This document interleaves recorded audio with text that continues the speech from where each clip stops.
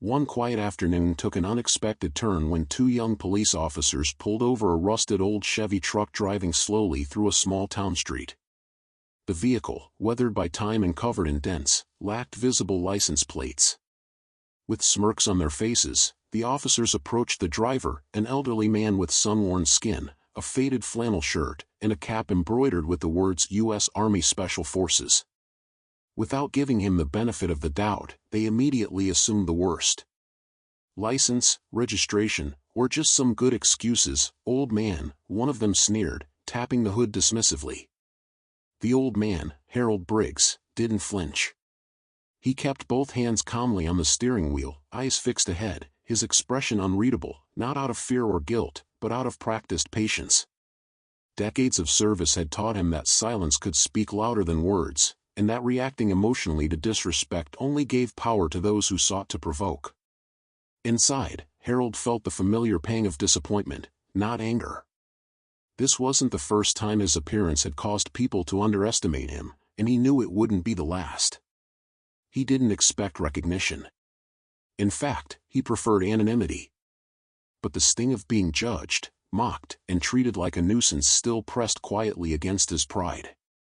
He handed over his ID without a word, letting the officers chuckle and mock his outdated truck. They couldn't see the history behind the scars on his hands, the countless missions he'd survived, the lives he'd saved. To them, he was just a grumpy old man in a beat-up vehicle. But Harold sat still, not because he was powerless, but because he had nothing to prove. As the two young officers circled Harold's truck, their eyes filled with suspicion and scorn, he remained motionless, both hands resting calmly on the steering wheel. His breath was steady, and though the sun beat down on the cracked windshield, casting heat waves into the cabin, he didn't flinch. When one officer tapped the rusted hood and asked mockingly what was in the back, Harold answered in a low, measured voice, "Wheelchair ramp materials for Mrs. Clancy down the street."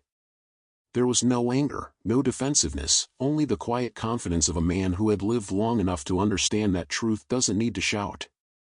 The officers didn't believe him. One snorted in disbelief while the other chuckled, dismissing Harold's words like the tired excuse of a man caught doing wrong. But Harold wasn't caught. He had done nothing wrong. Still, he didn't argue. He didn't try to convince them. Years of military service had taught him that speaking more rarely helped when you were already judged. His hands, scarred, tough, hands that had once carried wounded soldiers through fire, now moved slowly, deliberately, as he reached for his wallet and pocketed items. They told him to empty everything: keys, wallet, a creased photo of a younger version of himself in uniform, and a small, leather-bound notebook. The notebook was worn at the edges, clearly handled often. When one officer flipped through it and scoffed, "What is this? Some kind of code?" Harold answered simply, "Names of men I served with." He didn't mention that some of those names were marked with stars, lost in action, or that others had been crossed out because he had personally delivered the news to their families. The officers didn't ask. They tossed the notebook back to him carelessly, uninterested in the quiet weight of its pages. Then came the indignity. They told him to sit on the curb. The concrete was hot and rough, and Harold's knees ached as he lowered himself down, but he didn't complain. He sat upright, his back straight, not out of pride, but out of habit, out of training, out of respect for himself even when it was being denied by others. They said he was uncooperative. They labeled him a possible risk. But he wasn't resisting, he was enduring, just as he had endured far more brutal interrogations in places these young men would never hear about. People drove by, some slowing down to film, others just curious about the scene. No one recognized him. To them, he was just another old man being questioned by police. No one saw the Bronze Star tucked away in his glove box, or the Army Chief of Staff's retirement letter folded neatly in his shirt pocket. But Harold didn't need them to see. He didn't need recognition. What hurt wasn't the lack of fame, it was the lack of basic human respect. And still, he said nothing. Because Harold Briggs was a soldier, and silence had been both his armor and his weapon for decades. Several tense minutes passed before another squad car pulled up, its lights flashing but siren off, a sign that someone inside was approaching the situation with more caution than alarm. Out stepped an older officer, perhaps in his late 50s, with graying hair and a calm demeanor that immediately contrasted with the younger, more aggressive officers already on the scene. His nameplate read Captain Ellis, and even from a distance, it was clear he carried himself with a different kind of authority, not just from rank, but from years of experience and, perhaps, wisdom. Captain Ellis walked slowly toward the group, surveying the scene with quiet intensity. His eyes flicked from the two young officers standing stiffly by their car, to the gathering of bystanders still whispering among themselves, and finally to the man sitting on the curb. There was something in Harold Briggs' stillness that caught his attention, not defiance, not guilt, but a quiet dignity. The way Harold's shoulders were square, the way he looked ahead instead of down, told Ellis that this man had been through things most couldn't imagine. He approached Harold, crouching slightly to speak to him face to face, his voice low and respectful. "Sir, I'm Captain Ellis. May I ask your name?" Harold turned his head slightly, his eyes steady and unwavering. "Briggs," he said simply. "Harold Briggs." Captain Ellis paused, as though the name stirred something in the back of his mind. "Briggs," he repeated softly. "Were you with the 101st Airborne?" Harold gave a single, slow nod. "Yeah. Vietnam. 68 to 72. Spent time at Phu Bai and Khe Sanh." A moment of silence passed. The captain's expression shifted, surprise, then understanding. "My uncle was in the 101st, Ellis said. He used to talk about a man named Briggs. Said he was a sergeant who saved 6 men when their position was ambushed near the Laos border. He never forgot that name." The younger officers glanced at each other, awkwardness flickering across their faces. Their rigid postures loosened as the weight of Harold's words, and the captain's recognition, settled over them. Captain Ellis straightened, then extended a hand. "Thank you for your service, Mr. Briggs. I apologize for what's happened here today." Harold hesitated only briefly before taking the hand. His grip was firm, but there was a sadness behind his eyes, the sadness of a man used to being forgotten until moments like these forced people to remember. "Doesn't surprise me," Harold said quietly, almost more to himself than to Ellis. "Happens more often than you'd think." Ellis nodded solemnly. "It shouldn't." He turned to the other officers and said, with finality, "He's free to go. Make sure the report reflects that this was a misunderstanding." The shift in energy was palpable. The crowd began to disperse, murmuring less now, some with guilt, others with admiration. One of the officers moved to say something but stopped when Ellis gave him a look that said enough had already been said. As Harold rose to his feet, brushing off his pants with deliberate movements, he didn't look angry, only tired. But in that moment, standing taller than he had minutes before, there was a quiet power in his presence. He had been seen. Not as a suspect. Not as a threat. But as a man, and more than that, a soldier, a hero, a human being whose story mattered. As Harold made his way back toward the street corner, his movements were slow but deliberate, his body weighed down by the events of the past hour. His legs felt heavy, as if each step was carrying the weight of every moment he'd spent fighting battles both on foreign soil and in his own country. The afternoon sun hung low in the sky, casting a golden hue across the pavement, but it did little to soften the ache in his bones or the exhaustion in his mind. People were beginning to disperse, returning to their everyday lives, but Harold's presence lingered in the air. Whispers followed him, though they had changed from mocking to reverent. He could feel the change, the subtle shift in how they saw him, but it didn't offer him much comfort.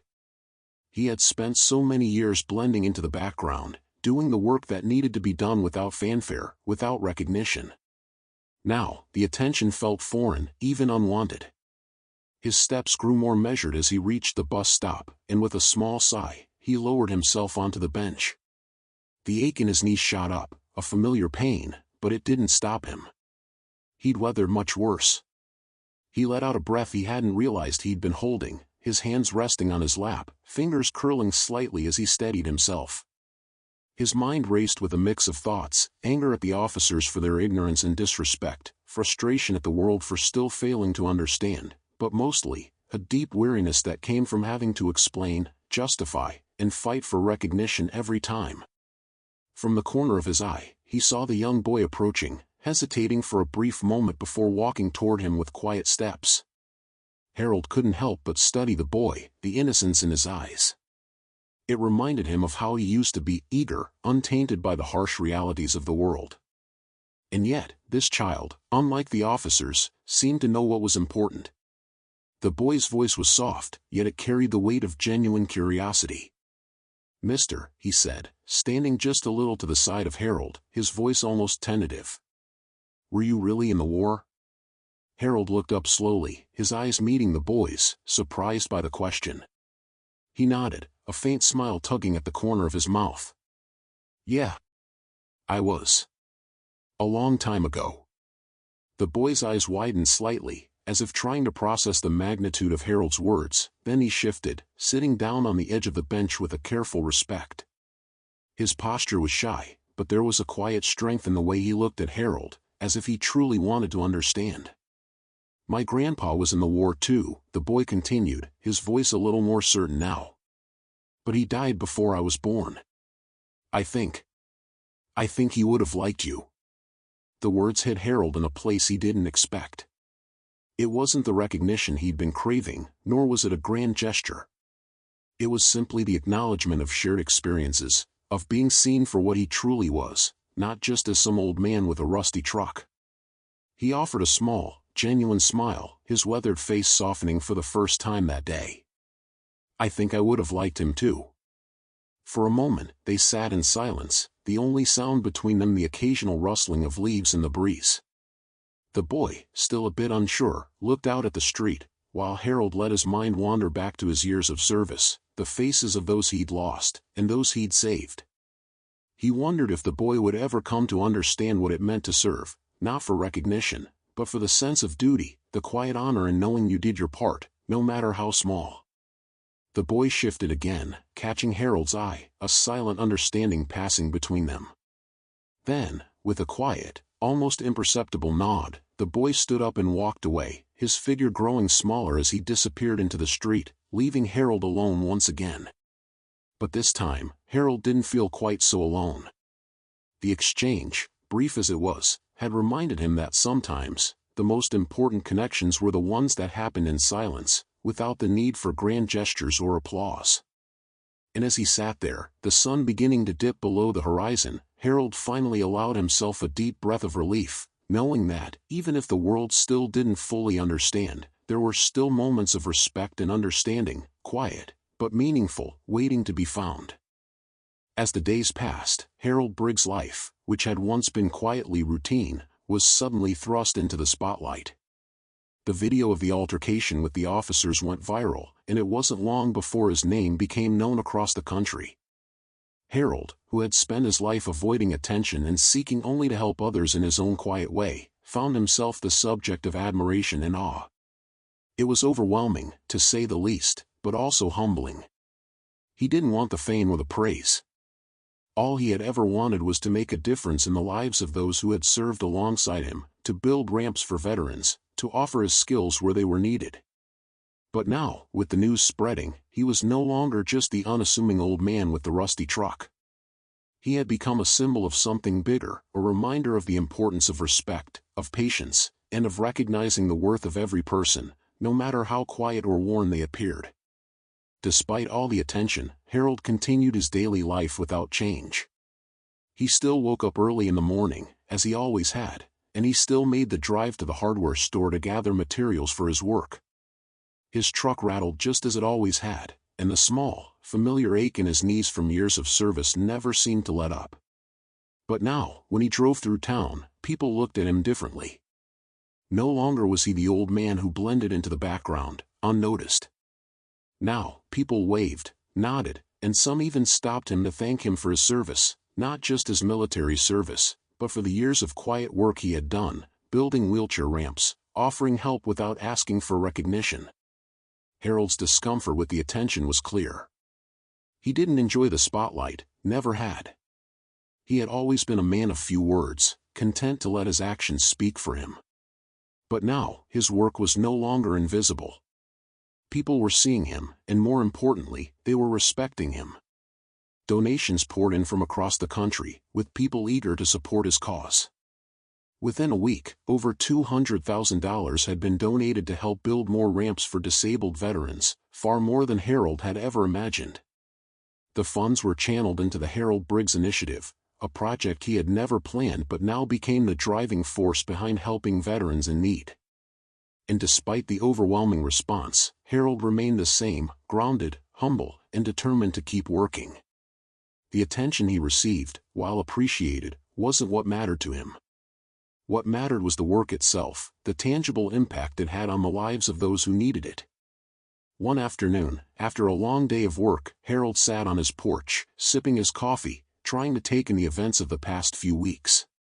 As he sat there, reflecting on the sudden fame and the flood of people reaching out to him, a young officer approached his porch.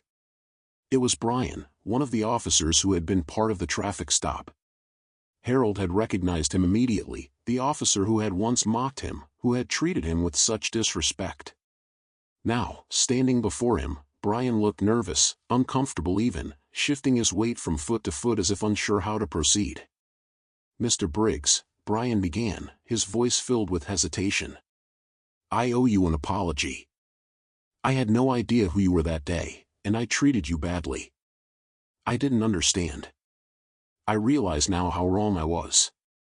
The officer's words were sincere, and Harold could sense the genuine regret in his tone. Harold looked at him for a long moment, his face unreadable, the weight of the past years reflected in his steady gaze. He had been through so much, seen so much, that it took more than a few misplaced words to rattle him.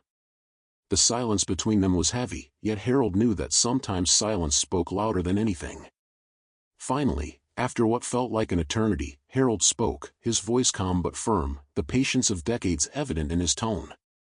"You learn from it, son. That's what matters. Just make sure you don't forget this lesson next time you're out there. You never know who you're stopping." Brian nodded, visibly relieved. He wasn't looking for forgiveness, he had already learned that respect wasn't something to be taken lightly. He had treated Harold with disrespect, assuming he was just another old man.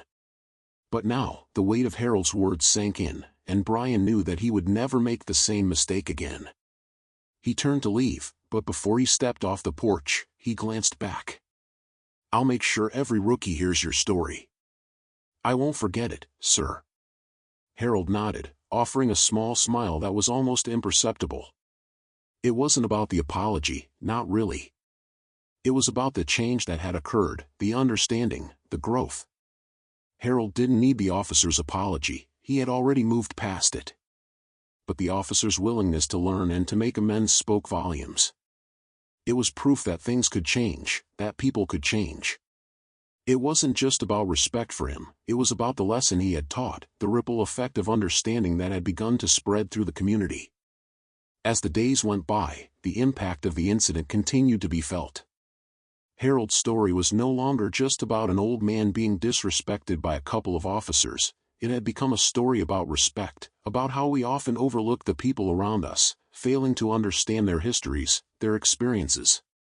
It was a story about the quiet heroes who walk among us, unnoticed, but who carry legacies that are far more significant than the superficial judgments placed upon them. Harold's story was shared across social media, in news outlets, and in conversations all over the country. But despite the praise, the donations, and the recognition, Harold remained the same, humble, quiet, and determined to continue his work. Because, to him, it was never about being seen, it was about doing the right thing, no matter who noticed or who didn't.